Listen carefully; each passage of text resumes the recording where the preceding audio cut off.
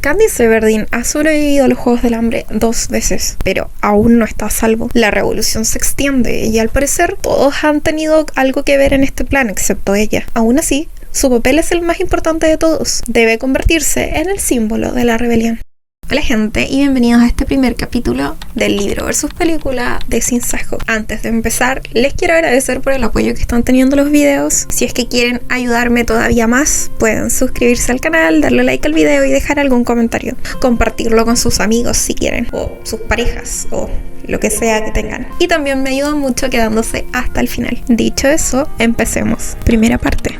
Las cenizas. Partimos este libro con Katniss recorriendo su antiguo hogar en una breve visita que tuvieron que concederle, ya que lo hizo una condición indispensable para poder colaborar con ellos. Su mente gira de forma muy confusa. Intenta dilucidar qué es lo que es cierto y qué no. Utiliza una técnica que le enseñó uno de los médicos que la tratan. Enumera las cosas simples de las que está segura y avanza hasta las más complicadas. Me llamo Katniss Everdeen, tengo 17 años. Mi casa está en el distrito 12. Estuve en los Juegos del Hambre. Escapé. El Capitolio me odia. Pita lo capturaron. Lo creen sin vida. Seguramente lo esté. Probablemente sea mejor que lo esté. A través del intercomunicador, Gale le habla y le pregunta si quiere que baje. Katniss se da cuenta de que está agachada con su cabeza entre las manos. Tiene que parecer al borde de un ataque de nervios. Le contesta que está bien y se aleja de su antigua casa dirigiéndose a la ciudad. Gale había pedido que lo bajaran con ella, pero se negó. Quería estar sola en esto. En su camino solo encuentra falta de vida. En su mente todo esto es su culpa. Siente que ella le quitó la vida a todos. Escucha en su cabeza lo que dijo el presidente Snow antes de la gira de la victoria. Katniss Everdeen, la chica en llamas, ha encendido una chispa que, si no se apaga, podría crecer hasta convertirse en el incendio que destruye a Panem. Ahora le parece que no intentaba asustarla ni estaba exagerando. Quizás de verdad le estaba pidiendo ayuda, pero ella ya había puesto en marcha algo que no podía detener. Qué fuerte lo manipulador del Coriolanus. A lo lejos ve cómo las minas de carbón siguen humeando, aunque ya no queda nadie a quien le importe. Más del 90% de la población perdió la vida. Los 800 restantes son refugiados en el distrito 13. Sabe que no debería sentirse así, que debería sentirse agradecida, pero culpa también al distrito 13 de lo que pasó. No así a los ciudadanos del distrito 12, que solo tuvieron la mala suerte de ser sus conciudadanos. En cuanto a su vida, todo fue mérito de Gale. En cuanto terminó el vasallaje, cortaron la electricidad y la señal del distrito, y a los 15 minutos el cielo estaba lleno de aerodeslizadores que empezaron a soltar bombas. Gale se llevó a los que pudo al bosque, donde tuvieron que apañarse 3 días, que fue cuando el aerodeslizador del 13 llegó a evacuarlos. Les dieron alojamiento, ropa y comida. Se sentían a salvo y cuidaban de ellos. Los mantuvieron vivos y los recibieron con los brazos abiertos. El entusiasmo se vio como amabilidad, pero un hombre del 10, Dalton, les dijo que en realidad los necesitaban, que hace tiempo sufrieron una especie de epidemia, donde muchos perdieron la vida y muchos más quedaron estériles. Así que los estaban dejando crecer como ganado. Seguramente tenía razón, porque no se veían muchos niños en el 13. Pero, ¿y qué? Los trataban bien dentro de lo que cabe. Los odia.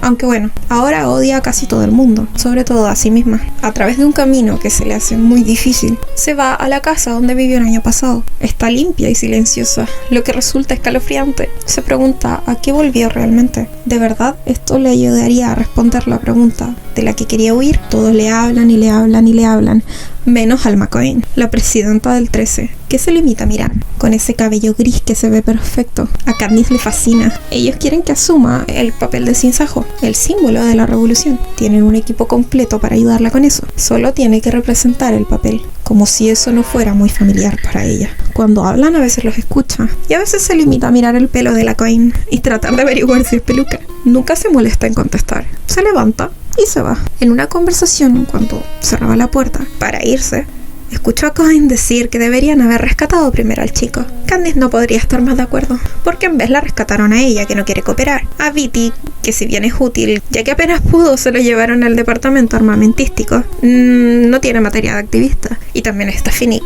que obviamente lo quieren convertir en un líder rebelde, pero él no permanece despierto más de 5 minutos, y hay que hablarle varias veces para llegar a él. Los médicos dicen que fue por la descarga del campo eléctrico, pero Katniss sabe que es algo más difícil. No puede centrarse en lo que pasa en el 13. porque solo puede centrarse en Annie. Y a pesar de que le era difícil, tuvo que perdonar a Finnick por participar en la conspiración. Al menos él la entiende. Y además hace falta demasiada energía para estar enojada con alguien que llora tanto. Mientras está en su casa, Katniss recoge algunas cosas: la foto de la boda de sus padres, un lazo para Prim y el libro familiar de plantas. El libro se abre en una de las páginas que pintó Pita. Lo cierra rápidamente. Piensa desesperada en qué es lo que va a hacer. Se pregunta si es que tiene sentido, en cómo se supone que ayuda a los distritos. ¿Convertirse en el Sensajo sería más bueno que malo? Huiría si es que supiera con certeza que Pita ya no está con vida. Pero mientras, está bloqueada. Katniss se vuelve al escuchar un bufido. Y es Buttercup, el gato de Prim. Solo reacciona y se le acerca cuando le pregunta si quiere ver a Prim. Lo mete en su bolsa de casa, lo que le recuerda a otra cosa que quería llevar. En ese momento, Gale le habla y le dice que tienen que volver. Así que sube rápidamente a su habitación y saca de ahí lo que quería. La chaqueta de cuero de su padre la reconforta por un momento, antes de oler algo empalagoso y artificial que hace que la nariz le pique. Es una rosa blanca, perfecta y recién cortada. Snow la ha enviado. Cuando comienza a sentir arcadas, sale de ahí. Y al subir al aerodeslizador, no le dice a nadie lo que vio, con miedo de que la sientan loca y vuelvan a darle medicación que recién está dejando. Nadie entendería que no es solo la flor, ni siquiera es solo la flor de Snow. Es la promesa de venganza. Significa que tienen un asunto pendiente. Y le dice que puede encontrarla. Incluso que podría estarla mirando ahora mismo. Durante todo el trayecto en aerodeslizador, no puede dejar de mirar al cielo esperando encontrar alguna nave del Capitolio, pero el espacio aéreo permanece vacío. Y cuando escucha a Plutarch confirmar de que no hay señales de ataque, el miedo baja un poco. Buttercup, atrapado en la bolsa de casa, no deja de aullar. Gale entiende enseguida por qué Katniss insistía tanto en volver al 12. Necesitaba rescatar a algo vivo de toda la destrucción. Ella admite que las probabilidades eran mínimas, pero que tenía que intentarlo. El gato gruñe desde el asiento, mientras Katniss, agotada, se deja caer frente a la ventanilla. Y le pregunta si era tan terrible como imaginaba. Katniss le dice que no podría haber sido peor. Se quedan ahí en silencio el resto del viaje. Vuelo de vuelta que dura menos de media hora. Recuerda a Bonnie y Newell, las refugiadas del Distrito 8 que había conocido hace meses. Habían estado tan cerca de llegar al 13. Iban en la dirección correcta, pero allí nadie sabe quiénes eran, y solo puede significar una cosa. Desde el aire, el Distrito 13 parece tan desvivido como el Distrito 12. En la superficie apenas quedan ruinas, y el terreno está vacío, porque la ciudad real está toda bajo tierra. Katniss piensa en la historia que le contaron, cómo durante los días oscuros el 13 logró negociar. Garantizaron su supervivencia por tener armas nucleares, obligando al Capitolio a fingir públicamente que el distrito había sido destruido. Desde entonces vivieron escondidos, sobreviviendo gracias a la disciplina extrema, el racionamiento y vigilancia constante. Y la disciplina se aplicaba a todo, porque cada mañana una máquina tatúa el horario del día en los brazos de los habitantes. Desayuno, trabajo, estudio, descanso, aseo, todo está decidido de antemano. Katniss lo odia desde que salió del hospital. Ha ignorado casi todas las órdenes, escondiéndose en rincones abandonados para evitar ese control. Solo le permiten comportarse así porque tiene una pulsera que dice mentalmente desorientada. Aún así, sabe que la paciencia del 13 se acabará tarde o temprano. Cuando Gale y ella bajan hacia su compartimiento, el 307, Katniss duda antes de entrar. No sabe cómo explicarle a su madre y a Prim lo que vio en las ruinas del Distrito 12. Gale le asegura que probablemente no le pedirán detalles. Ellas ya vieron lo suficiente cuando el distrito ardió. Lo que les preocupa ahora es ella. En cuanto abre la puerta, libera a Buttercup.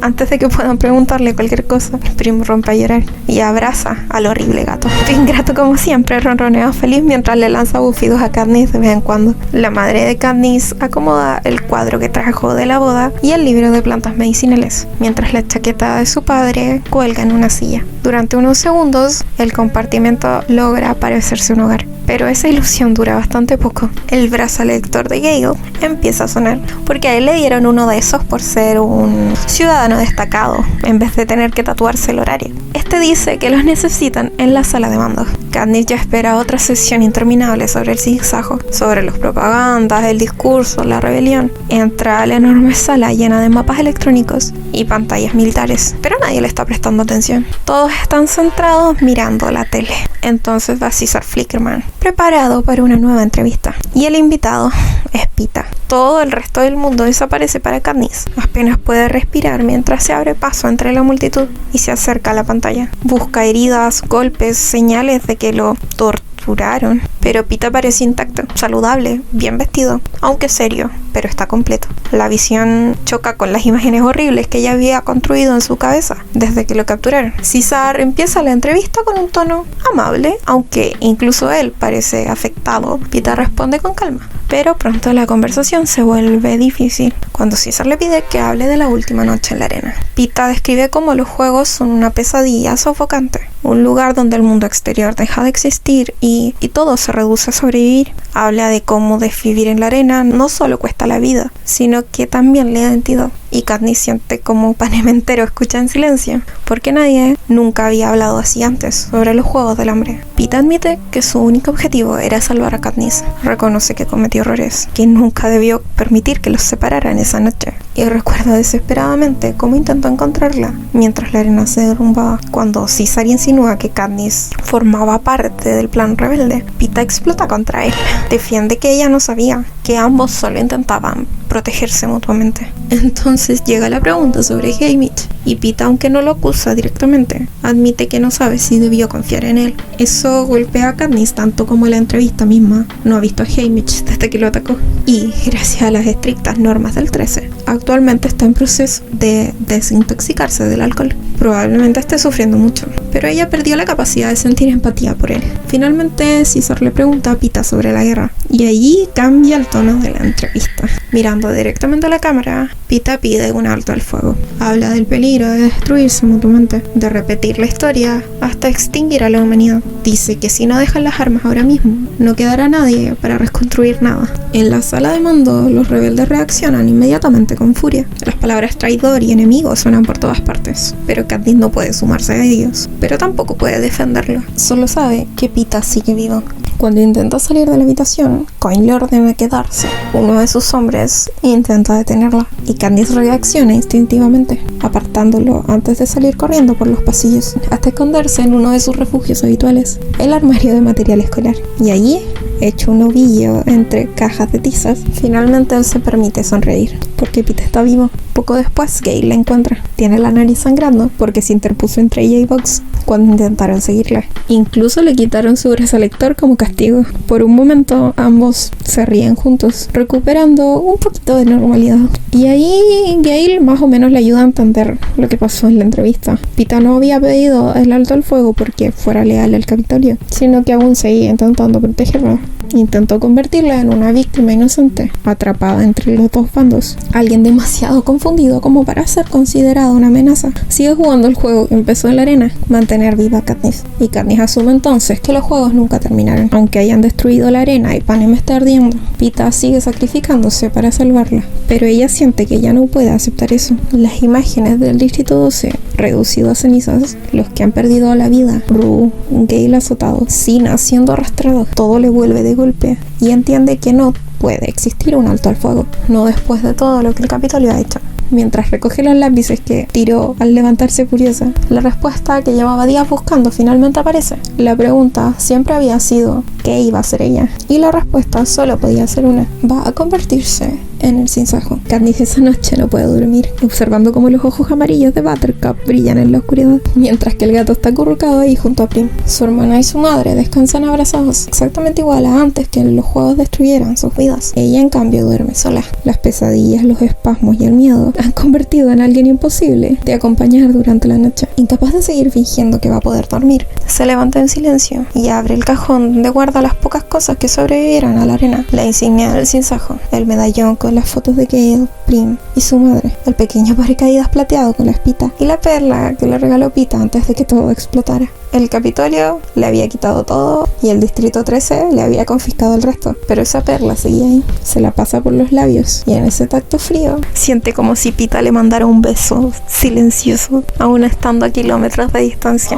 y después esta se hace la que no estaba enamorada. Prim se despierta y la descubre sentada en la oscuridad. Ya no es la niña frágil a la que Katniss protegía en el del Distrito 12. La guerra la obligó a crecer demasiado rápido. Ella le dice que le cuente lo que pasa, que no se lo va a contar a mamá. Katniss la ve madura. Ella ahora cose heridas, cuida a refugiados y entiende perfectamente que hay cosas que no deben decirse delante de su madre. Se sienta junto a ella, la envuelve en una manta y le pide que le cuente la verdad. Entonces Katniss finalmente admite que mañana aceptará convertirse en el Sin Sajo. Prim le pregunta si es porque quiere o porque debe hacerlo. Katniss no quiere, pero sabe que debe hacerlo si quiere derrotar a Snow. Pero el pensamiento de Peeta no deja de seguirla. Tiene miedo de que si los rebeldes ganan, él sea ejecutado como traidor. Prim piensa unos segundos antes de contestar y le responde algo que tiene mucho sentido, en verdad. Le recuerda que ella es importante para la rebelión, mucho más de lo que cree, y que las personas importantes consiguen cosas. Si quiere proteger a Peeta, puede exigirlo, claro,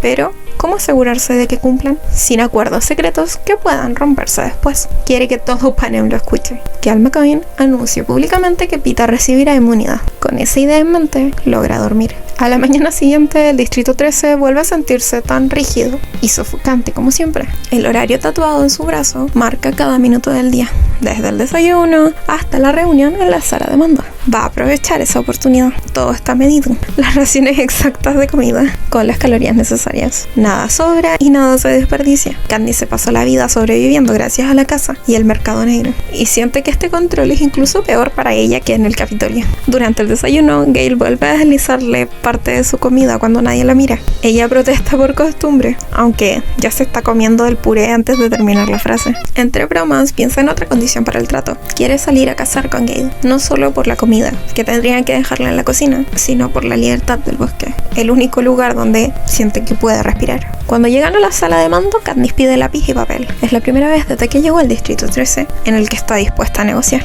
Empieza a escribir su lista: Buttercup, cazar, inmunidad, anuncio público. Añade también el nombre de Gale. Lo necesita a su lado para soportar todo eso. Mientras intenta ordenar sus pensamientos, llega a su memoria nuevamente el Distrito 12. Las cenizas, los cadáveres, el olor de las rosas blancas de Snow. Y entonces, casi sin darse cuenta, escribe la última condición: yo le quito la vida a Snow. Cuando finalmente levanta la vista, anuncia que va a aceptar ser el Sin Sajo, pero bajo sus términos. Las primeras peticiones provocan discusiones absurdamente serias. Incluso la presencia de Buttercup se convierte en un problema de seguridad nacional, pero al final acceden a trasladar a la familia de Everdeen a un nivel superior, donde el gato puede entrar y salir por una ventana pequeña. Se tiene que alimentar por sí mismo, aunque dejan en claro que si representa algún peligro, le dispararán sin dudarlo. También aceptan permitir que Katniss y Gale cacen, bajo estricta vigilancia, con rastreadores y tiempos precisos. La conversación se vuelve un poco incómoda cuando Katniss exige que Gale esté con ella.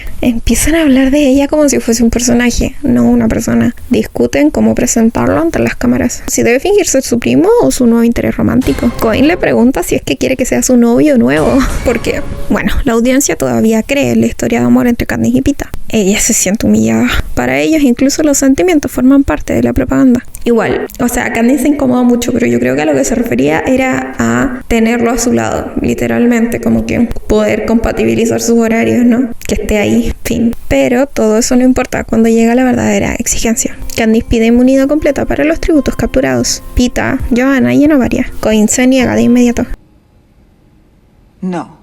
Pero Katniss no está dispuesta a aceptar un no. Se pone de pie y les recuerda que fueron ellos quienes abandonaron a sus tributos en la arena. Le exige que la promesa sea pública, grabada y anunciada delante de toda la población del Distrito 13 y los refugiados del 12. Y si no aceptan, se van a tener que buscar otro Sin Sajo. Todos se quedan en silencio. Fulvia observa fascinada la furia de Katniss, su rabia auténtica. Fulvia es la asistente de Plutarch, por cierto. Susurra emocionada que esto es exactamente lo que necesitan para las grabaciones propagandísticas. Katniss casi podría odiarlos por eso, pero Cohen termina aceptando. Habrá inmunidad. Cuando Katniss menciona lo último, que es que quiere ser ella quien mate a Snow, la presidenta responde con lo que parece una pequeña sonrisa. La primera que le ve le propone que lo echarán a suerte entre ellas dos cuando sea el momento. Después de la negociación, Plutarch le entrega un enorme cuaderno de cuero. Dentro están los diseños que Sina creó para ella antes de perder la vida: el uniforme negro del Sin Sajo, las capas de blindaje, las armas ocultas, cada detalle pensado para transformarla en el símbolo viviente de la rebelión. Katniss pasa las páginas en silencio, sintiendo como que Sina le sigue hablando desde allí, y en la última hoja encuentra una frase escrita a mano: todavía apuesto por ti. Y por primera vez desde que salió de la arena, siente algo parecido a la esperanza. Plutarch le explica entonces el verdadero plan: usarla como rostro de la guerra mediante piezas de propaganda transmitidas clandestinamente a todo Panem. Fulvia ya piensa en maquillaje, heridas estratégicas, en un icono visual perfecto. Katniss apenas escucha, sigue abrazando el cuaderno de Sina, hasta que toman un ascensor y descienden mucho más profundo que cualquier otro nivel del 13 que haya visto. Algo no anda bien. Cuando llegan, las puertas son rojas. Hay rejas de seguridad y guardias armados. El aire huele a antisépticos y miedo. Un hombre intenta impedirles el paso a la habitación que Plutarch nombra, pero Gale distrae al guardia junto a tiempo. Katniss aprovecha el momento, corre hacia la puerta marcada con el número 3908 y la abre de golpe, y los ve.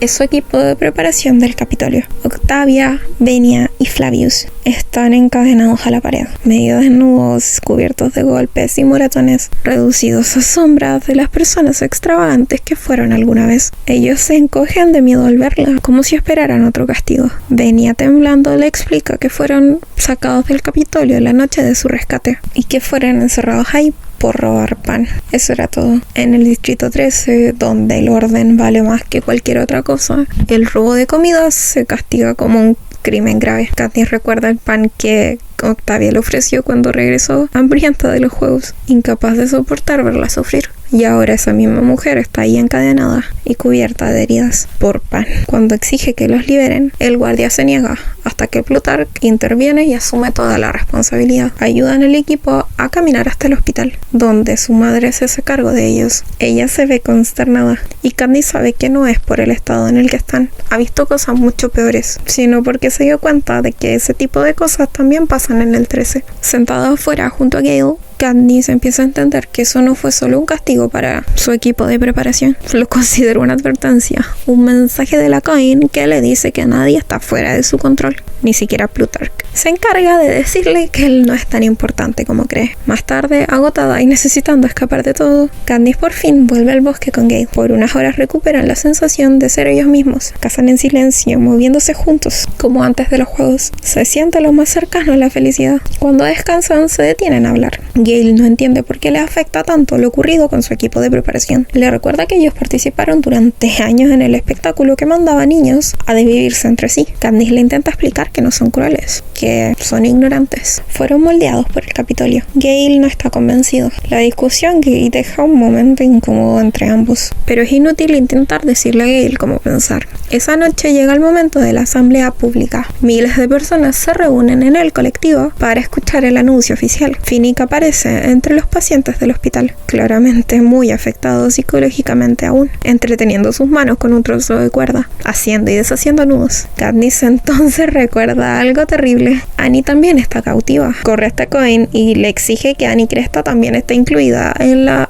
inmunidad. Coin acepta con un tanto de indiferencia. Le dice que no acostumbran a castigar a los más frágiles. Katniss se pregunta cuál será su definición de frágiles. Ante toda la población, la presidenta anuncia que Katniss Everdeen ha aceptado convertirse en el sinsajo, pero que como condición, Pita, Johanna, Enobaria y Annie serán perdonados si sobreviven a la guerra. La multitud reacciona disgustada. Para muchos, Katniss acaba de salvar a posibles traidores, aunque Coin todavía no ha terminado. Con mucha calma, añade que esta inmunidad va a depender del comportamiento de Katniss. Si ella falla, se desvía de su misión o rompe el acuerdo, el perdón quedará anulado y los 4 vencedores serán castigados bajo las leyes del distrito 13. En otras palabras, si no cumple, todos perderán la vida. Katniss empieza a entender que desde que salió viva de la arena la primera vez, nunca ha dejado de pertenecerle a alguien. Los vigilantes intentaron convertirla en una estrella manipulable. Snow quiso usarla como símbolo de obediencia. Los rebeldes la rescataron para transformarla en el sinsajo. Y ahora Coin también intenta moldearla. Solo que ella entendió antes que los demás que Katniss no es fácil de controlar. Tiene sus propios objetivos, emociones propias, y eso la vuelve peligrosa. Por eso Coin la expone públicamente como una amenaza, la marca delante de todos. Con esa sensación dando vueltas en la cabeza, Katniss se hunde en la bañera mientras su equipo de preparación trabaja para reconstruir la imagen del sinsajo. Porque una de las diferencias más, pero más importantes entre las películas y el libro es que, ya se lo habrán imaginado, pero Effie no está aquí. Es su equipo de preparación. Como en las películas no les dieron tanta importancia, entonces es un papel que hace Effie pero en verdad es su equipo de progresión el que está en el 13, no Effie. Aunque admito que me gusta su adición en la película y está bien para mí. Fulvia ha ordenado que la dejen en belleza cero, una expresión que le parece absurda, pero que es verse perfecta sin que se note el esfuerzo. Un make-up no make-up. Eliminan cualquier imperfección visible, pero con una apariencia natural. Igual que cuando llegó al Capitolio como tributo. Ahora no es para parecer una celebridad, sino para parecer una rebelde auténtica. Mientras Octavia la seca con una toalla, Katniss apenas puede reconocerla. Sin maquillaje, sin la exageración ridícula del Capitolio. Parece una chica distinta, más joven. Sus manos tiemblan sin parar. Katniss recuerda esa vez en la que apareció con ratones luminosos decorándole el pelo, y como eso le había parecido grotesco, viniendo del Distrito 12, donde los ratones eran plagas o comida. Ahora solo ve a alguien asustado. Quiere decirle que todo estará bien, que nadie volverá a encerrarla o golpearla, pero sus moratones, que todavía le cubren la piel, le recuerdan que no puede garantizar eso. Flavius también parece apagado, sin sus colores extravagantes. Venia es la única que conserva algo de sí misma, gracias a los tatuajes dorados de su rostro. Ella intenta tranquilizar a Octavia, asegurándole que Katniss jamás habría permitido lo que les hicieron de haberlo sabido. Octavia apenas logra sentir. La sesión se vuelve más incómoda cuando intentan arreglar la cicatriz de su brazo, la que Johanna le dejó al extraerle el rastreador.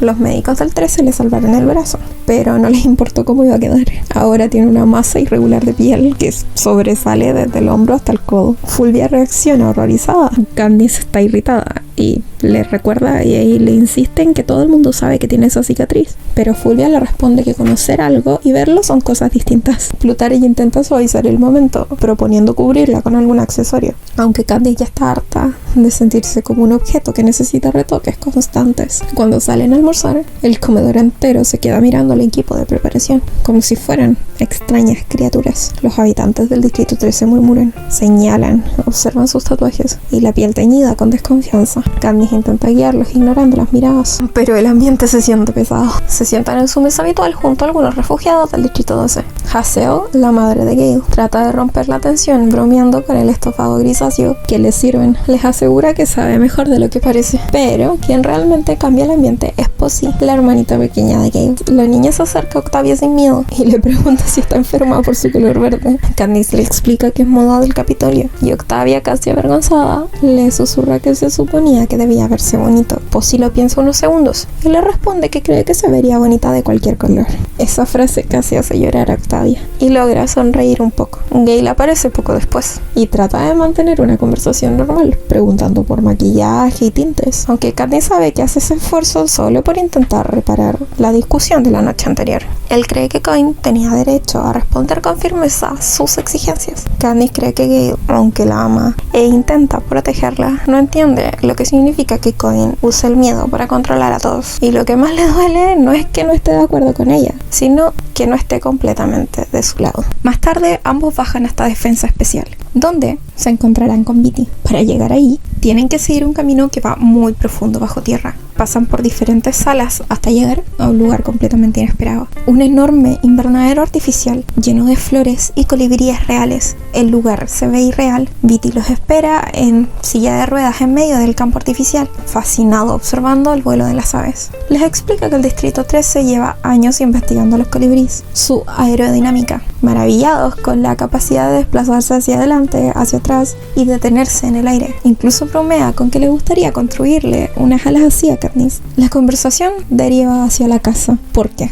¿Cómo no? Gale imagina una red capaz de atrapar a los colibríes, usando su instinto de huida para atraparlos. Beetee se interesa de inmediato por la idea, pero Katniss solo siente escalofríos y recuerda imágenes de los juegos de Beetee, esa trampa eléctrica con la que le quitó la vida a varios tributos cuando apenas era un niño. Katniss cambia rápidamente el tema y Beetee por fin le muestra la verdadera razón por la que los llamó: su nuevo arco. El acceso al arsenal está protegido por niveles absurdos de seguridad. Tienen que pasar escáneres, análisis de ADN, controles varias veces. Dentro, Katniss encuentra una colección inmensa de armas futuristas, capaces de destruir ciudades enteras. Entre ellas destaca una pared repleta con arcos de alta tecnología, de uso militar. Gale toma uno enorme y Katniss comenta que sería injusto para los siervos. Él le responde que ya no están pensando en siervos. Entonces Beetee le entrega una caja negra. Dentro descansa el arco, diseñado especialmente para ella. Katniss se queda sin palabras. El arma parece elegante y salvaje al mismo tiempo. Cuando lo sostiene contra la mejilla, siente un leve zumbido,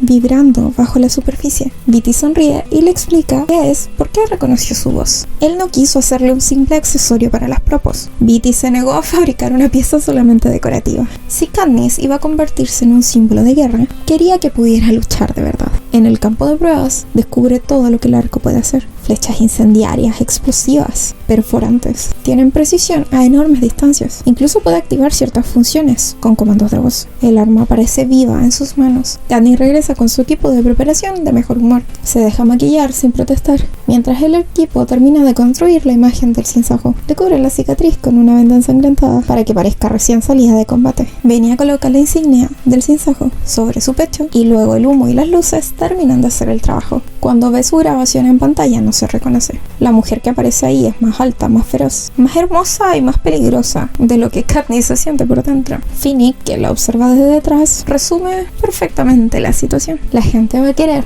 desvivirla, besarla o convertirse en ella. El problema llega cuando la tienen que hacer hablar. Fulvia y Plutarch llevan meses o probablemente años preparando una frase épica para las propos. Pueblo de Panem, lucharemos, desafiaremos y acabaremos con nuestra hambre de justicia. Para ellos es una frase inspiradora y perfecta. Para Katniss suena como algo falso, demasiado ensayado, algo que solo diría imitando la voz del Capitolio. Aún así, la colocan frente a las cámaras y la obligan a decirlo. Activan el humo y recrean una batalla imaginaria. Le piden rabia y heroísmo. Katniss levanta el arco y grita la frase con toda la fuerza que puede reunir. Y el resultado es... Pueblo de Panem, es la lucha, es el reto y... espantoso. El silencio que invade ese estudio es tan largo que nadie se atreve a hablar hasta que el intercomunicador cobra vida y la carcajada de Haymitch atraviesa la sala y dice: así es exactamente como muere una revolución. Luego de eso, Katniss apenas logra contener la rabia. Está muy enojada con Haymitch porque ya no es solo que está sobrio y de vuelta al mando, sino que siente como otra vez alguien intenta dirigirla. Nuevamente una pieza en el tablero. Por eso durante toda la mañana siguiente ignoró sus comentarios, aunque en el fondo sabía que tenía razón. La grabación del día anterior había sido un desastre. Por mucho que Plutarch y Fulvia insistieron en vestirla, maquillarla y envolverla en humo para convertirla en el símbolo de la rebelión, Katniss no podía fingir algo que no sentía. Nunca había sabido actuar frente a las cámaras. Si alguna vez había logrado conmover a Panem, había sido porque Peeta estaba allí para sostenerla. Sola, el papel de sinsajo le queda grande. Tienen una reunión alrededor de la enorme mesa de mando del Distrito 13. Coin ocupa su lugar habitual junto a sus oficiales, mientras que Plutarch, Fulvia y el equipo de preparación se acomodan cerca de los monitores. También estaban Gale y Haymitch, aunque la presencia de otras personas del Distrito 12 sorprendió a Katniss. Está Levi, que era su vecino, e incluso Dalton, el hombre del 10 que les había hablado de esto de que servían como ganado. Finnick también aparece, empujando la silla de ruedas de Beetee. Todavía está frágil y se aferra a esa cuerda que no deja de anudar. Katniss tuvo la sensación de que había reunido a todos para burlarse de ella, para que presenciaran su fracaso. Pero quien tomó el control de la sala fue Haymitch. Katniss evitó mirarlo a toda costa, pero alcanzó a ver su reflejo. Está más delgado, amarillento y agotado. Durante un segundo incluso pensó que estaba en sus últimos días. Tiene que recordarse que no le importa. Sin rodeos, Haymitch reproduce la grabación del estudio. Verla en pantalla fue insoportable. Cuando termina el video, Haymitch pregunta si es que alguien creía sinceramente que eso serviría para ganar la guerra. Nadie responde. Entonces les pido a todos que pensaran en momentos en los que Katniss los hubiera hecho sentir algo real. No cuando lucía un vestido espectacular o cuando Peeta la hacía parecer encantadora. Quería un recuerdo genuino, algo que hubiera nacido de ella. Hubo otro silencio, hasta que Levi recordó la cosecha, cuando Katniss se ofreció voluntaria para salvar a Prim, aún creyendo que iba directo a perder la vida. Vox habló después, sorprendiendo a Katniss, porque lo tomaba como un robot musculoso hecho para seguir las órdenes de Cain. Recordó el momento en el que cantó para Rue, mientras la niña perdía la vida en sus brazos. Octavia confesó que lloró cuando Katniss le dio ese jarabe a Peeta y luego lo besó antes de marchar sentarse al banquete. Después se tapó con la boca horrorizada, creyendo que había cometido un error. Pero Haymitch solo lo notó. Poco a poco surgieron más momentos. La alianza con Rue, darle la mano a Chaff cuando trató de cargar a Max, las fallas venenosas que significaron tantas cosas distintas para cada uno. Gale responde a la pregunta de qué tenían esos momentos en común. Dijo que en todos esos momentos nadie le había dicho qué hacer. Candice simplemente había sido ella misma. Viti sonríe y dice que eso era. Solo había que dejarla solita. Y Haymitch va todavía más lejos. Dijo que la única solución era enviarla al frente y dejar que las cámaras grabaran lo que ocurriera de verdad. La propuesta hace que todos se tensen. Mandar el símbolo de rebelión a la guerra parece una locura. Gale recordó que todavía había gente que creía que Candice estaba embarazada, pero Plutarch resuelve el problema. Harían correr el rumor de que perdió al bebé por culpa de la descarga eléctrica en la arena. Candice apenas reaccionó, porque Haymitch tenía razón. Ella quiere hacerlo. Dentro del distrito 13 no servía para nada. Cuando Coin preguntó que qué pasaba si la desvivían, Candice respondió que al menos se aseguraran de grabarlo bien. Coin termina aceptando el plan. La enviarían al distrito 8, donde acababan de producirse bombardeos. Iría muy escoltada y acompañada por cámaras. Antes de que terminara la reunión, Dalton dijo que le lavaran la cara, que con todo ese maquillaje parecía una mujer de 35 años. Algo quería el Capitolio, no la rebelión. Cuando todos salieron, Haymitch pidió hablar con ella a solas. Ya no tenía sentido evitarlo. Ambos tenían resentimientos que tenían que dejar salir. Candice no podía perdonarle no haber rescatado a Pita, y él no podía perdonarle a Candice haber dejado solo a Pita. Ninguno necesitó decir más. Los dos habían fallado. Pero Haymitch insistió en que Pita seguía vivo, que seguían dentro del juego, y que mientras eso fuera cierto, él seguía siendo su mentor. Candice regresó entonces a la sala de belleza y se quitó todo. Observó cómo el maquillaje desaparecía por el desagüe, hasta dejar a la vista su rostro agotado e irregular. También arrancó la venda que ocultaba la cicatriz del brazo. Fea y desigual, así era ella. Viti apareció para ayudarla con el equipo diseñado por Sina. El traje estaba pensado para protegerla en combate. Un casco flexible, un chaleco reforzado, una máscara antigas y un auricular de comunicación. También llevaba un carcaj dividido en 3 flechas normales, incendiarias y explosivas. Cuando Vox llegó para escoltarla a la división aerotransportadora, Finnick aparece corriendo detrás de ellos, todavía vestido con ropa de hospital. Desesperado porque no lo dejaban acompañarla. Estaba alterado, con la mirada perdida. Hasta Candice entiende que todavía no podía acompañarlos. Así que improvisó, hablándole sobre el nuevo tridente que tenía Viti para él, que quería que lo fuera a ver. Y así lo despacha. La palabra tridente tiene un efecto inmediato. Por un instante el viejo Finnick volvió a existir. Incluso bromeó, quitándose el camisón sin ninguna vergüenza y dejando a Vox totalmente incómodo. Candice no pudo evitar reírse. Era la primera vez en mucho tiempo que veía a Finnick como él mismo. Durante el trayecto al hangar, Candice comenzó a descubrir la verdadera magnitud del distrito 13. Los ascensores no solo subían y bajaban, sino que se movían lateralmente por una red inmensa de túneles, todo oculto bajo tierra. Vox le explicó que gran parte de esa infraestructura ya existía desde antes, heredada desde la guerra original. Cuando llegaron al hangar, Katniss se queda paralizada ante la visión de la enorme flota aérea. Naves militares, aerodeslizadores, filas interminables de armamento. Esa revelación la llena de rabia, porque mientras los demás distritos sufrían durante décadas bajo el Capitolio, el 13 había conservado todo eso escondido bajo tierra. Vox intentó explicarle que no era tan simple, que apenas habían sobrevivido durante años, y que una guerra nuclear habría acabado con la humanidad. Candice le dice que Pita había dicho algo parecido, y que lo habían tratado de traidor. Cuando llegan al aerodeslizador, ya esperaban Plutarch, Gale, Haymitch y el equipo de grabación. Fulvia todavía lamentaba las horas perdidas de maquillaje, aunque terminó desviando la atención hacia Gale, comentando lo atractivo que se veía él naturalmente en uniforme. La situación fue incómoda para ambos, hasta que Vox soltó secamente que acababan de ver a Finnick Odair en ropa interior, así que ya no estaban impresionados. Katniss con ese comentario decidió que le cae bien. Cuando la nave despegó y atravesó las nubes, Katniss comprendió lo poco que entendía realmente sobre la guerra. Así que Plutarch empieza a explicarle el mapa político de Panem. Todos los distritos estaban rebelándose, a excepción del 2. El distrito 2 era distinto. Había sido favorecido durante años por el Capitolio, convertido en el centro militar, fábrica de armas y cantera de agentes de la paz. Muchos de esos soldados ni siquiera venían del Capitolio, como se suponía que venían, sino desde el distrito 2, donde los educaban como guerreros desde niños. Cato, Clove, Brutus, Enobaria. Katniss entendió de dónde salían tributos tan violentos. También le explica que el Capitolio no tenía suficiente gente para solventar esos puestos y que muchos de los agentes de la paz que efectivamente eran del Capitolio lo hacían por cubrir alguna deuda o pagar alguna pena. Y también Plutarch le explica el verdadero sentido de esta rebelión. El objetivo es aislar el Capitolio, tomar los distritos uno por uno y cuando ya esté debilitado, invadir. Gale preguntó que entonces ¿quién gobernaría cuando ganaran? La respuesta de Plutarch es todos. Querían construir una república donde cada distrito eligiera representantes. Un sistema antiguo, rescatado de libros de historia. Haymitch murmuró que esas cosas solo funcionaban en los libros. Y quizá tenía razón, porque cuando Katniss pregunta que qué iba a pasar si perdían, Plutarch responde amargamente que probablemente los próximos Juegos del Hambre serían memorables. Es entonces cuando saca unas cápsulas violetas. Las llaman Jaula de la Noche,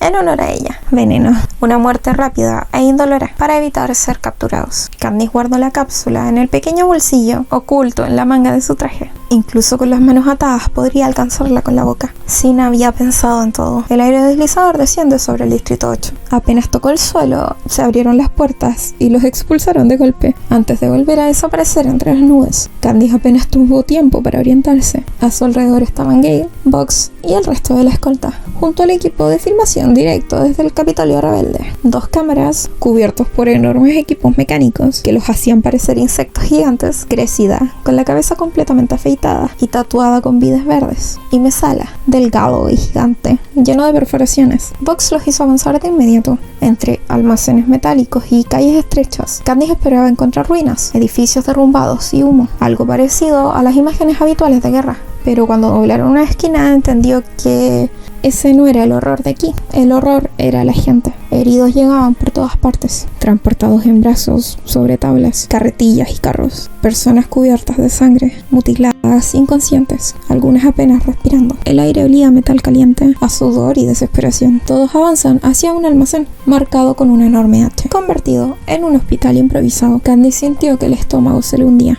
Aquello le recordó a su madre atendiendo a enfermos en el distrito 12, solo que multiplicado hasta el infinito. Se volvió hacia Bugs horrorizada, convencida de que se habían equivocado al traerla. No servía para eso, no iba a poder ayudar a nadie ahí. Bugs debe verlo en sus ojos, porque la sostuvo por los hombros y le dijo que sí servía, que verla viva haría más por esas personas que todos los médicos juntos. Entonces aparece la comandante Baylor. Se ve joven, agotada y con vendas en el cuello y un rifle colgando de su espalda. Confirmó que seguía viva, que no estaban seguros. La autorizó a ver a sus enfermos. Cuando entró al hospital improvisado, fue realmente horrible. Cadáveres cubiertos con sábanas blancas se alineaban junto a la entrada. Dentro el calor era insoportable. El olor a sangre, a carne infectada y a vómito se mezclaba con el zumbido de las moscas y los gemidos de dolor. Había heridos por todas partes, sobre camas improvisadas, palés o directamente en el suelo. Familias enteras lloraban inclinadas sobre cuerpos destrozados. Katniss sintió que iba a desmayarse. El sudor le corría por la espalda y puntos negros empezaron a bailar frente a sus ojos. Katniss sentía que la comandante Baylor la miraba como si estuviera probándola, como si necesitara saber si podían contar con ella. Así que Katniss se obligó a avanzar.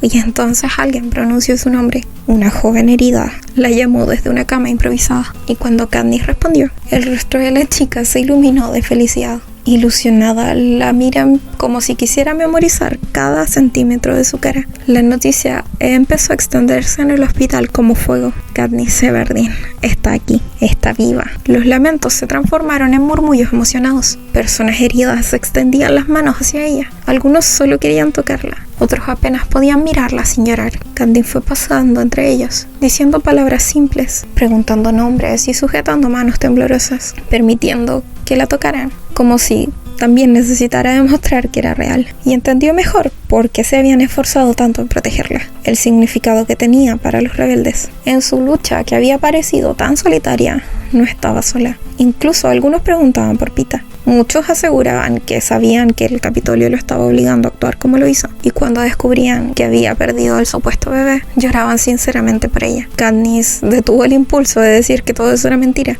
Revelar algo así solo destruiría algo que la rebelión todavía necesitaba. Mientras caminaba entre los heridos, algo nuevo creció dentro de ella. Un poder que no conocía. No el poder del Capitolio, no ese poder que viene de las armas. Otro tipo, el poder que nace cuando miles de personas ven en alguien una razón para seguir luchando. Snow lo había entendido desde las vallas, Plutarch también, y Coin lo entendía ahora. Por eso se sentía amenazado. Katniss ya era el sinsajo, mucho antes de aceptar el papel. Cuando salió del hospital, apenas podía mantenerse en pie. Vox le ofreció agua, y Cressida, satisfecha, aseguró que tenían un excelente material. Katniss ni siquiera se había acordado de las cámaras, y sentía que apenas había hecho algo. Pero Vox le recordó que tenía que aceptar el mérito por las cosas que había hecho antes. Ella pensó inmediatamente en destrucción, aunque esa conversación se ve interrumpida. Cuando Vox recibe una alerta por el auricular, su expresión cambió por completo. Venían bombarderos. Le coloca el casco diseñado por Sina a Katniss y ordenó correr. Al principio el cielo parecía tranquilo. No había nada, solo gente trasladando heridos hasta el hospital. Pero entonces sonaron las sirenas y los aerodeslizadores aparecieron.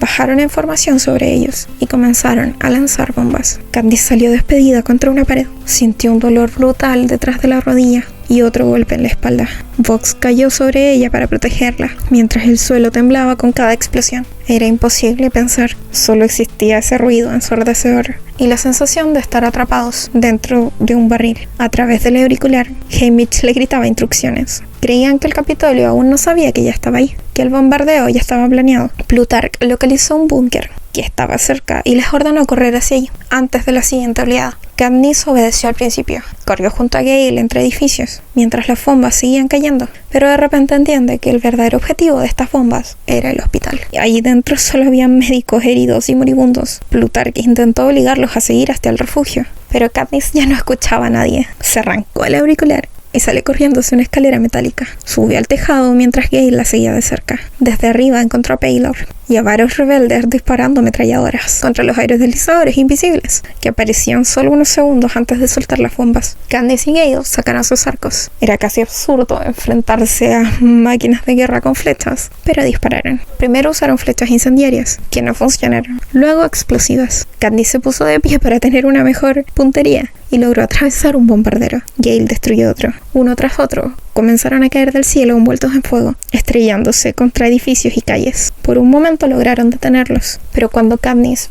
bajó del tejado y llevó su vista al hospital, comprendió que ya era demasiado tarde. El edificio estaba derrumbándose en llamas. Los pacientes habían quedado atrapados bajo el techo incendiado. Gente corría desesperada alrededor del lugar, intentando ayudar, aunque sin una posibilidad real. Gale observó el desastre con la expresión de alguien que sabía cuando una tragedia no tenía solución. Katniss le preguntó por qué hacían algo así. ¿Por qué bombardear personas indefensas que ya se estaban yendo? Y Gale respondió que era porque el Capitolio quería enseñarles lo que pasaba cuando buscaban ayuda, porque para Snow esas vidas eran desechables. Entonces aparece Cressida. Le informó que Snow acababa de retransmitir el ataque en directo como advertencia para los rebeldes y le pregunta a Katniss si es que ella quiere responder. La cámara se enciende. Katniss sintió la rabia subirle por el cuerpo. Miró directamente hacia la luz y habló. Dijo que estaba viva, que estaba en el Distrito 8, viendo cómo el Capitolio bombardeaba un hospital lleno de hombres, mujeres y niños desarmados. Dijo que no habría supervivientes, que cualquiera que creyera que el Capitolio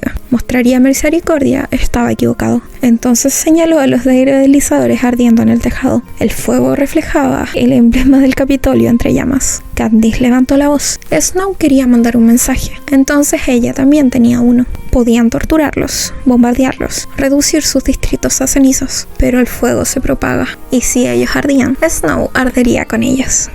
¡Ah! ¡Ah! ¡Lo dijo! ¡Lo dijo! Sus últimas palabras quedaron flotando, como si se hubiera parado el tiempo. Corten, dice Cressida, y su voz la devuelve a la realidad y extingue su fuego. Toma buena, dice. Katniss apenas deja de resistirse cuando el hospital termina de derrumbarse frente a sus ojos. La estructura cede por completo y con ella desaparecen los cientos de heridos, los familiares que los acompañaban y los médicos del Distrito 13 que habían ido a ayudarlos. Todo queda reducido a humo y escombros. Vox la sujeta con firmeza del brazo, aunque ya no hace falta contenerla. Tiene el rostro inflamado por una patada que Gale le dio en el caos. Seguramente tiene la nariz rota, pero ni siquiera parece molesto. Más bien se ve agotado. Les ordena que vuelvan a la pista de aterrizaje. Katniss intenta caminar, pero apenas apoya la pierna derecha, siempre siente cómo el dolor la atraviesa. La adrenalina se disipó y ahora siente el golpe. La cabeza le late con violencia. Fox la examina rápidamente y la carga en brazos y se echa a correr. A mitad del trayecto,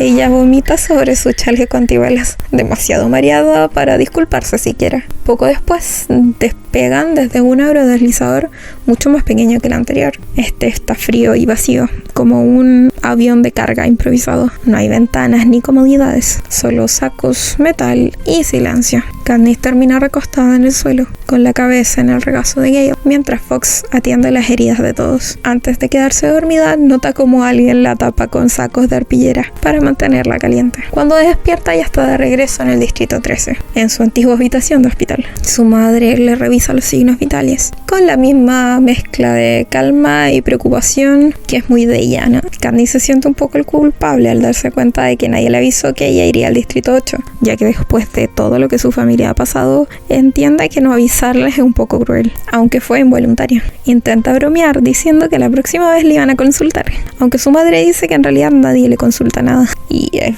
verdad. Pero Katniss dice que bueno, al menos le van a avisar. La metralla extraída de su pierna descansa en la mesa de noche, como un recordatorio de lo cerca que estuvo de... aunque los médicos están más preocupados porque se haya agravado la conmoción cerebral. Aunque Katniss insiste en que puede pensar con claridad. Apenas la alimentan con pan mojado en leche tibia antes de llevarla a una reunión en el mando. Quiere caminar por su cuenta, pero termina negociando al menos ir en silla de ruedas mientras avanzan por los pasillos. Empieza a pensar en las consecuencias de lo ocurrido. Ella y Gale desobedecieron órdenes directas. Vox terminó herido por intentar detenerlos. ¿Y si Coin decidía romper el trato? ¿Y si eso perjudicaba aún más a Pita? Pero la recepción en el centro de mando es completamente distinta. Otra cosa a lo que esperaba. Cressida, Messala y los insectos, o sea, sus camarógrafos, la reciben como una celebridad. Messala incluso la llama su pequeña estrella. Katniss no puede evitar sonreírles de vuelta. Durante el bombardeo, ellos la siguieron hasta el tejado, ignoraron las órdenes de retirada y arriesgaron la vida para grabarlo todo. En cierto modo le recuerdan a Sina. Son personas capaces de entregarse por completo a lo que creen. Por primera vez le preguntan los nombres a los camarógrafos, para dejar de decirles insectos por sus enormes equipos. Son hermanos, Castor y Pollux. Pollux es muy callado. Katniss se pregunta por qué, pero no pasa mucho para saber que es una Vox. Le arrancaron la lengua y jamás va a poder volver a hablar. Katniss ni siquiera necesita preguntar por qué arriesga su vida contra el Capitolio. La atención que esperaba y el reto ni siquiera aparece de parte de Coin y Plutarch. Gale incluso está conversando amistosamente con la presidenta. Haymitch, eso sí, la mira con una expresión peligrosa. Deja claro que él no ha olvidado el asunto del auricular arrancado durante el ataque. La reunión empieza con la proyección de la primera propo oficial protagonizada por Katniss. Ella teme verse rígida o falsa en pantalla, pero en cuanto empieza entiende por qué están todos muy emocionados. La grabación abre con fuego devorando la oscuridad hasta revelar el sinsajo dorado, mientras la voz de Claudius Temple Smith anuncia que Katniss Everdeen, la chica en llamas, sigue ardiendo. Entonces aparecen las imágenes del distrito 8, el hospital destruido, las bombas cayendo, Katniss corriendo entre explosiones, las escenas del tejado, los aviones del Capitolio siendo derribados, todo montado súper intenso, y en el centro de todo ella avanzando hacia la cámara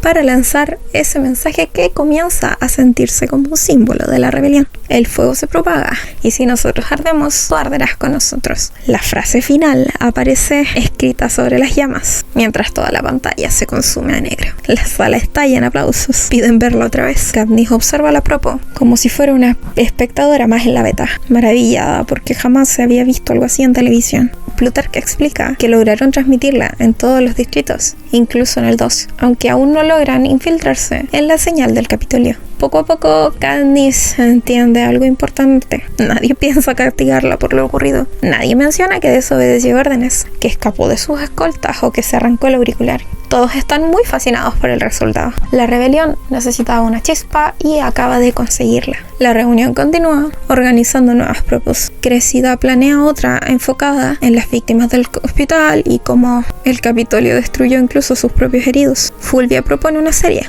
llamada Recordamos, dedicada a los tributos desvividos en los juegos, utilizando figuras como Rue y Max para conectar emocionalmente con cada distrito. Katniss, sinceramente impresionada, reconoce que es una idea brillante, porque recuerda a la gente exactamente por qué lucha. Al volver al hospital, Gale y ella se ríen un poco del encubrimiento. Nadie quiere admitir que perdió el control sobre ellos durante el bombardeo, pero esa calma dura poco. Horas más tarde, Katniss se despierta sobresaltada al encontrar a Haymitch junto a su cama, esperando pacientemente. Él deja frente a ella el auricular que se quitó durante el ataque y le da un ultimátum. Si vuelve a quitárselo, le van a colocar un aparato metálico que le va a rodear toda la cabeza y solo va a poder abrirse con llave. Y si consigue sabotearlo, entonces le implantarán quirúrgicamente un transmisor permanente dentro de la oreja para que él pueda hablarle las 24 horas del día. La idea de tener a Haymitch en su cabeza constantemente resulta tan aterradora que acepta inmediatamente. Va a usar el auricular.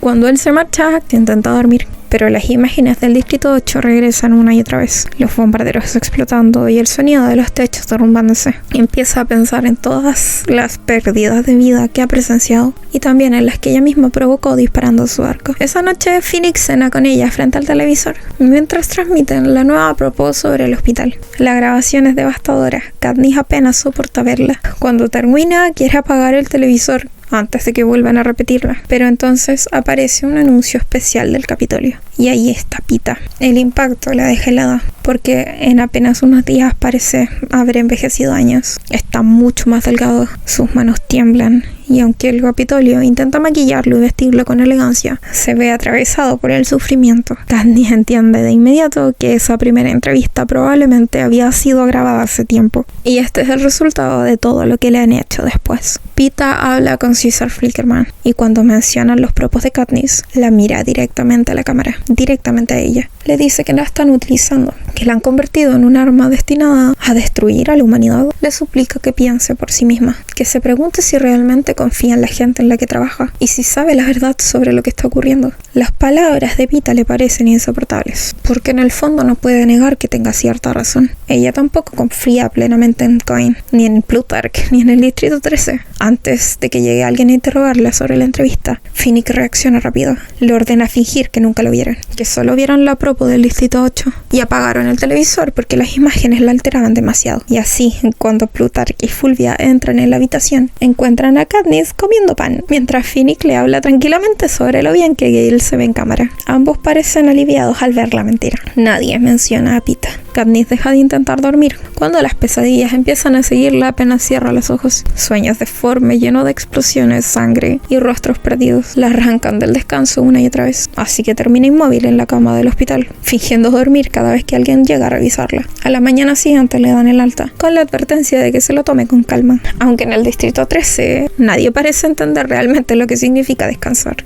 Crecida ya tiene preparado otro día de grabaciones para el sinsajo. Todo sigue moviéndose como una maquinaria perfecta, como si las emociones pudieran esperar. Pero Katniss no logra pensar en otra cosa que no sea Pita. Durante la comida observa a todos, esperando que alguien mencione la entrevista del Capitolio, esperando una mínima referencia a sus palabras o a su aspecto demacrado. Pero nadie dice nada, ni una sola persona. Que se lo estén ocultando le empieza a pesar más que la propia transmisión. Más tarde consigue permiso para ir al bosque con Phoenix, mientras Gale trabaja con Beetee en armamento especial. Apenas se internan entre los árboles, esconden los intercomunicadores bajo un arbusto antes de sentarse a hablar lejos de cualquier posible escucha. Phoenix admite que tampoco ha oído a nadie comentar sobre la aparición de Pita y con cierta cautela le pregunta si Gale ha dicho algo. Katniss quiere creer que no lo vio, pero la idea le resulta absurda incluso antes de formularla. El silencio entre ambos se prolonga tanto que aparece un ciervo. Katniss lo derriba con una flecha casi por instinto y Phoenix arrastra su cuerpo hasta la valla mientras ella sigue atrapada en las palabras de Pita,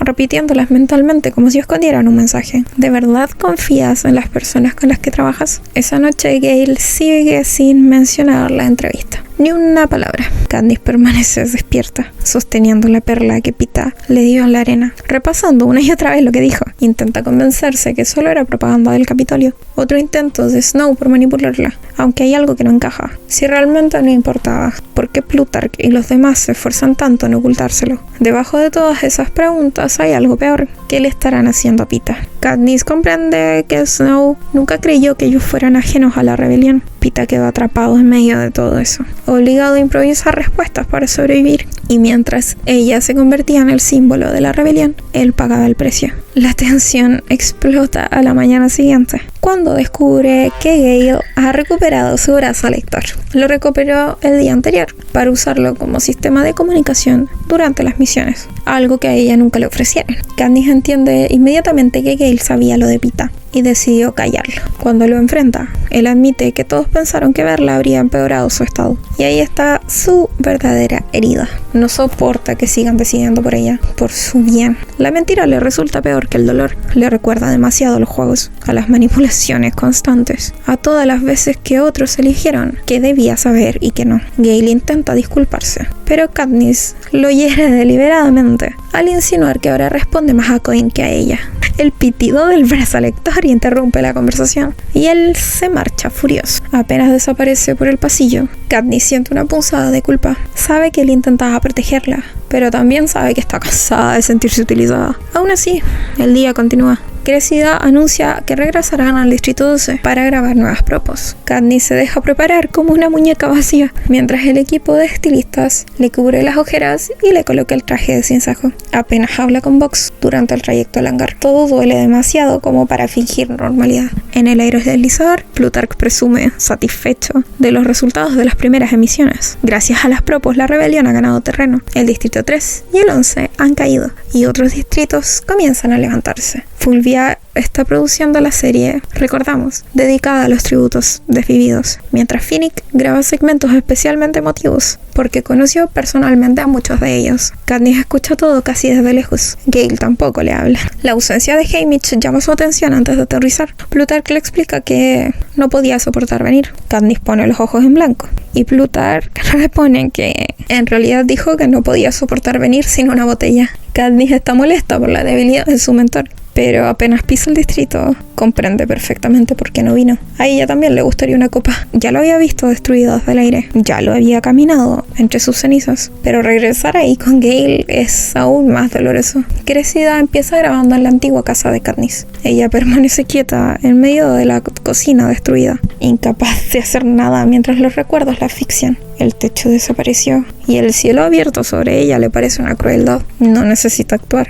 Con el vacío de sus ojos basta. Con Gale es diferente. Cressida lo obliga a revivirlo todo. Su antigua casa, la noche del bombardeo, la huida a través del bosque, el lago. Katniss observa desde atrás del equipo y siente que la presencia de las cámaras está profanando algo sagrado. Ese bosque siempre fue su refugio, pero ahora incluso allí hay cadáveres bajo la tierra. Cuando llegan al lago, Gale ya no puede seguir hablando. Durante el descanso, Katniss encuentra a Gale dentro de la pequeña casita, junto al agua, colocando el atizador que sacó de su casa, junto a la chimenea. Por un instante se imagina como un desconocido llegando y descubriendo esa casa sin saber lo que pasó ahí y qué fue de ellos. Muy poético considerando la parejita que estuvo allí antes que ellos, ¿no? Gale la mira y ambos recuerdan la conversación que tuvieron en ese mismo lugar cuando consideraron huir del distrito antes de que todo explotara. Quizás el 12 seguiría existiendo si se hubieran ido, o quizá no. Más tarde, mientras descansan entre los árboles, Katniss descubre que Pollux puede comunicarse con los sinsajos silbando. El Avox, que es incapaz de comunicarse desde que le arrancaron la lengua, parece revivir cuando los pájaros le responden. Katniss termina cantando las 4 notas que le enseñó Rue, y los sinsajos las repiten entre las ramas, igual que lo hicieron en la arena. Pero los recuerdos de Rue y los juegos la golpean demasiado fuerte, así que intenta alejarlo, cantando otra cosa.